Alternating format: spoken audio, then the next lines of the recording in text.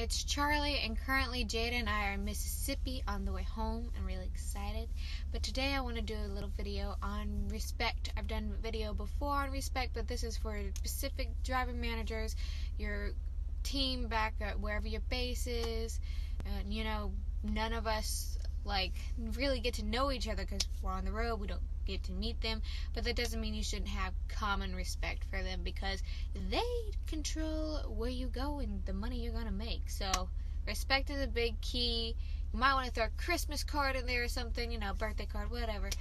Float your boat, add them on Facebook, become their friend so you get the better miles. I don't know if that actually works, but I really hope so, you know, fingers crossed.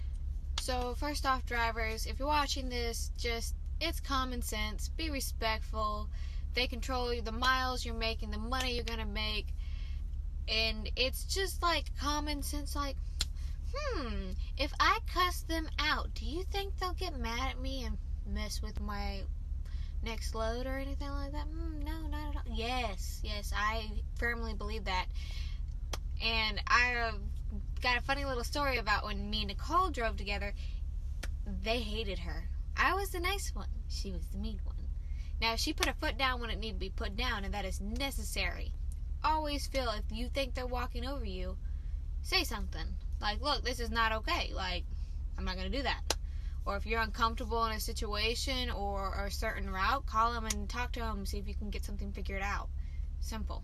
With that said, respect goes both ways. Driver managers, if you so happen to see this, I love you. Don't hate me. But the respect, it goes both ways. You have to understand that us drivers, we don't see our families for months at a time, or a month at a time, how long they stay out. We have crazy sleep schedules, if you even are lucky enough to have a sleep schedule. We don't get to go home and have a home-cooked meal. We have to eat on the fly or cook in the truck. It's hard to go grocery shopping. Everything is a struggle. You have to plan out when and where you're going to take your shower, and you have to adjust on the time, because like if you're a girl like me, I take like 3-hour-long showers if I have the opportunity, and I want to plan that into like, if I've got a 34-hour reset, that shower is mine for the next like 6 hours. Just kidding, maybe. So yeah, I may or may not take 6-hour showers. I don't think it's ever come to that far. Maybe, possibly, I don't know. There's a good chance, actually, so I can't say much. But yes, also when you're team driving, I noticed when I was sick, and Nicole and I would just pass it back and forth. As soon as I'd get better, she'd get sick, and then she'd give it right back to me, and it was just a constant circle of just, ugh. And when you're sick, you can't sleep, you can't breathe, and it's just miserable, and then your whole schedule, everything's messed up, and you can't just go in and see a doctor whenever you want, and if you do, it's like a huge chunk of money out of your pocket to go see someone when you're out on the road and can't go to your regular physician. Insurance does not help that much, honestly. But solo when you get sick, it's not as bad as when I was with Nicole, but I've noticed during winter I get sick a lot more.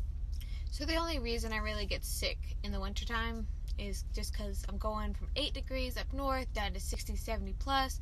Depending on where you're at, you could be in humid, very like hot, dry weather, or freezing cold or burning hot. Does not matter. Like, it's constantly different every day.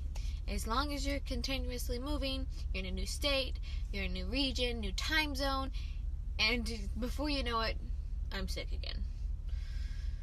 So take your vitamins. That's also, take your vitamins. Try to eat healthy. Don't be like me, eat Arby's, because, you know what, I was hungry and I didn't feel like cooking. I am not perfect. I am only human. So to explain me and Nicole's driver manager experience as a team, and our complete opposite personalities, if you haven't noticed from our videos, she's a blonde, I'm a brunette. She's a little bit more bubbly than I am, and talks with a real fake southern accent sometimes. And yes, Nicole, I just called you out on that. Even though we do have southern accent, she really puts a little extra, in my opinion. But so we're different. And our driver manager knew that. I think the whole team that worked with like my sister and I, or like just in general, they knew who we were, and they didn't. Like, it was kind of obvious they really didn't like talking to her. And I don't blame them. I would be terrified to talk to her too, because she can be very blunt. Whenever they had to call and be like, hey, we need you to T-call this load with this driver and it's going to mess everything up for you, is that okay? They'd call me. They would never call Nicole for that. Ever. They hardly ever called her. They would call me. And we started getting a little suspicious of this, so we actually would call at the exact same time, and they would answer my phone call first. And then we press forward a little bit more. She would call and be on hold, and would get so frustrated from being on hold for so long, she would ask me to call from my phone, and they'd answer right away. And they will never admit to it, but, I mean, come on. And it wasn't just a one-time thing that this happened. It was all the time.